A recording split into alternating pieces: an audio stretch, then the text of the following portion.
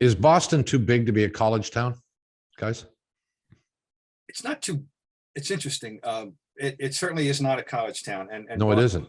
and it's threatened. And the one time, though, there've been, I know of two times in the history in Boston when the town was alive with college interest.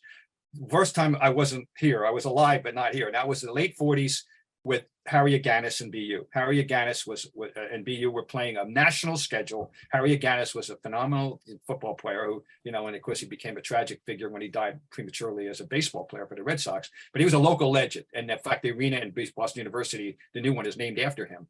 And he's one of the. And the other time was the Flutie era. Sure. When they were actually able to fill that Gillette Stadium with 60,000 for Boston College against people, and it was never. And other than that, the hockey, and it's got a tremendously solid foundation with Boston College and Boston University, particularly. But it's a pro town. There's no question. That we traditionally lag in ratings for all college sports, national productions, no question. I always say that's the hole in the soul for me for Boston sports. Why I refuse to go along with any assertion that this is the best sports town in America. I don't think there's such a thing anywhere. I think everybody has strengths and weaknesses, and our weakness is clearly college sports. But generally, sorry, go ahead. No, please go ahead. No, it's as Bob's talking, I feel sort of sad about part of this is that if we rolled the calendar back, certainly 50 years, 40 years ago, there was an excitement around Ivy League football for the obvious reason, Harvard being here. So, the Globe would devote quite a bit of space to even Harvard Dartmouth football on a Saturday. Mm-hmm. Regional football, not even at the Ivy League level. And this is sort of segregating the Flutie era. It helped fill the section on a Sunday. The college football results from Maine and Northeastern and New Hampshire, that's virtually disappeared now. Some of that, particular to the Boston Globe, is because the space isn't there, the staff isn't there. We don't have that amount of coverage anymore.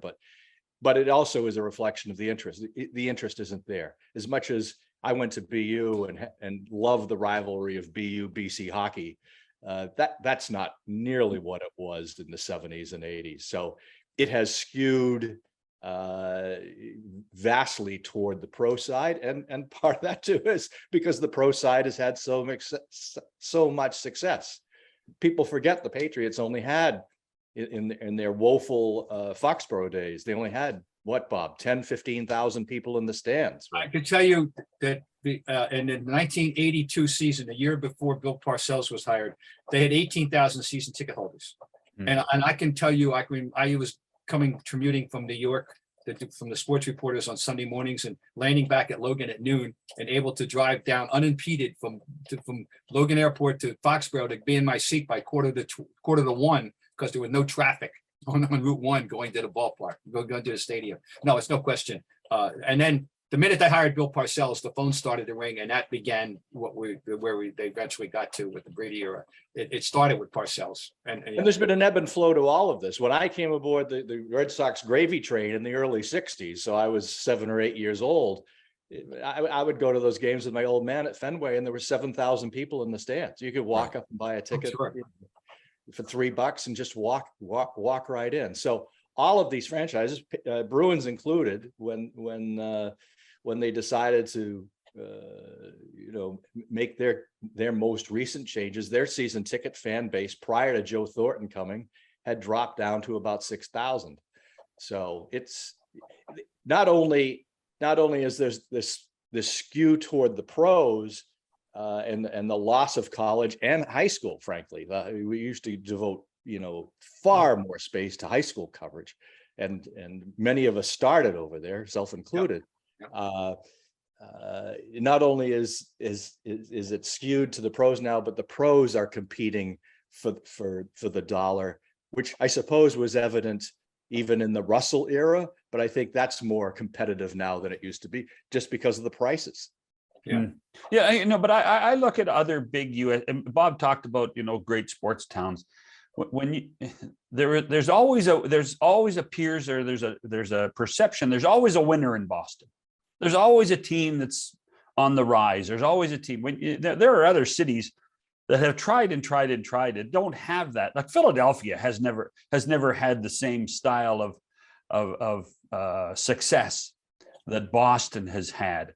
Even at times, I mean, the Yankees are the Yankees, and certainly Steinbrenner's time made them successful all the time. But New York hasn't had near the perceived success as a city that Boston has professionally, and that's what amazes me about it. Well, we obviously run a very fortunate run in the 21st century. That is, we're the only city that has won all 4 major championships, and LA has to rein in. They have to co-opt Anaheim to join, the list. I refuse to let them do that, because that's as Kevin well knows, they're distinct markets, and Los Angeles and Anaheim. But anyway, we had that one remarkable run of winning at least one championship in each of the 4 from 2004 to 2011 when the Bruins won, and we've been very fortunate. We'll see what happens now, guys. Now that reality, that's over. Yeah, that's over. The door's closed right now. The Red Sox are in last place. The Patriots are a middle of the road team at best.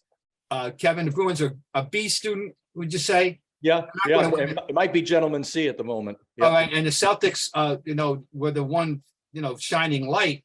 But things are a little murky now. All of a sudden, and within the last 2 weeks, with losing Gallinari, Robert Williams, and now with the Udoka situation.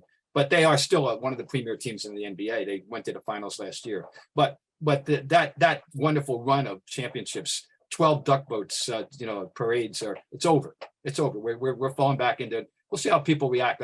We know the Red Sox fans got a little spoiled. Patriots fans, they're the next up. They're going to be able to adjust to a reality now, and a normal existence. We'll see.